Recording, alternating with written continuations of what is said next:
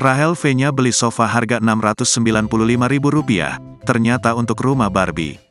Selebgram Rahel V-nya belum lama ini ia membeli sofa anak-anak secara online seharga Rp695.000.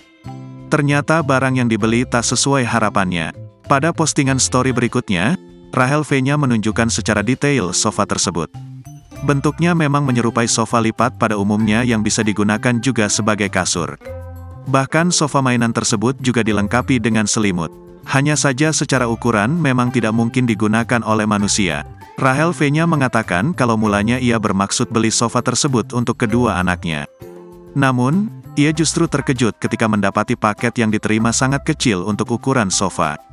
Ketika melihat produknya secara langsung, perempuan 27 tahun itu baru menyadari kalau sofa yang dibelinya hanya bisa dipakai untuk bermain boneka Barbie.